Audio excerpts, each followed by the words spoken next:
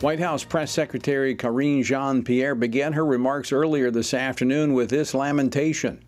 This has been one of the worst weeks of 2023 so far in terms of anti-LGBTQ bills becoming law in states across America.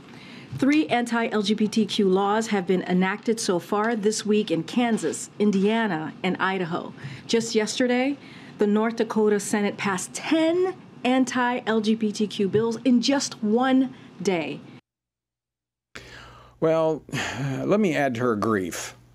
Last week, Republican lawmakers in both chambers of the Kentucky General Assembly overrode a veto from their state's Democratic governor to pass a bill known as SB 150. Now, the sweeping legislation prevents doctors from performing these experimental surgeries on children or prescribing these puberty blockers or hormone therapies, protects women's spaces from biological males, and prevents school districts from requiring teachers to play along with students using their preferred pronouns that do not match their birth certificates.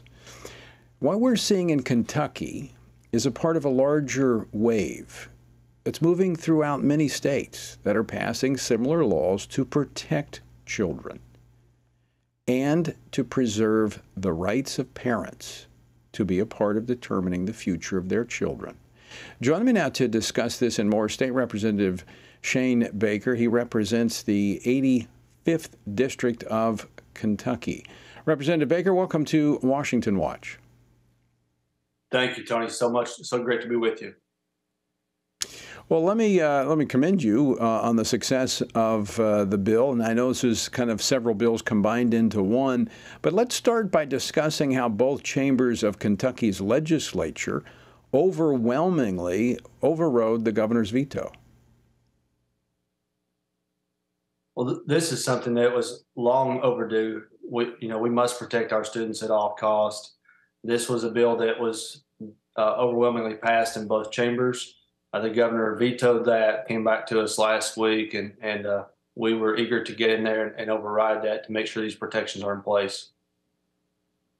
You know, I spent 2 terms in a legislative body in my home state of Louisiana, and I know overriding a governor is not an easy thing to do.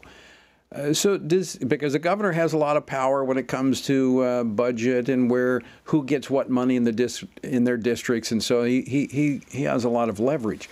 Does this indicate the level of public support for these common sense measures? I think it does. This is something that parents and citizens throughout the Commonwealth have been very vocal about. They're concerned for the children in their community, their own children, their grandchildren, and children that have no connection with whatsoever. This is something that people have been very vocal about, and I think that they knew that it's something we need to pass this session. So, Representative Baker, this legislation accomplishes a lot. As I mentioned, it's kind of, I think, 3 bills combined into one. You specifically worked on the elements protecting parental rights at the schools. Tell us about that provision and what it will do. Yes, as you said, there were a number of bills that were rolled into one. The thing that I worked on was largely related to curriculum.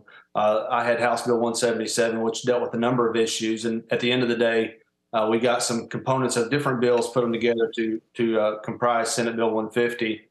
But the biggest part of House Bill 177 that made it into this final bill was on LGBT indoctrination. It says that they cannot teach anything with the goal of teaching gender identity, gender expression, or sexual orientation in kindergarten through 12th grade. What type of protest did you see at the Capitol as these measures were being voted on?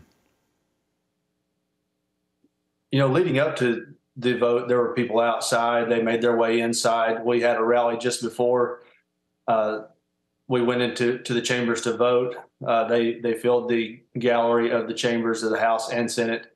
They were very vocal in their protest. Some of them were later led away that day. Now, this came on I think, the second to last day of your legislative session. Some are saying this is going to become a campaign issue. in the next election when the governor is up. How do you think this is going to play out with voters in the state of Kentucky?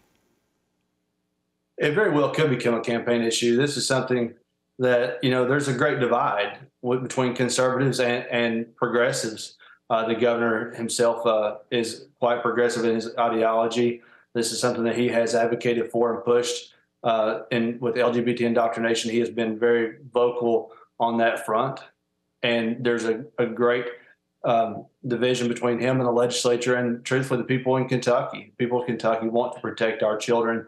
They realize the need for this. It's an unfortunate situation we find ourselves in, but it will likely be a part of the campaign going forward. Yeah, the other side on this, reading several stories coming out after Kentucky overrode the governor, Kansas, they overrode their governor, that this is an attack on, trans people, LGBTQ. As I see it, it's basically standing up and resisting this agenda that's being pushed onto our children. No one's attacking them. It's just saying we're not going to allow this to happen on our children. Absolutely. This does not prevent people from doing what they want to do behind closed doors with themselves. But it does say that you cannot try to indoctrinate our kids. You cannot try to transition our children through therapy, whether it's hormone therapy, puberty blockers, gender transition.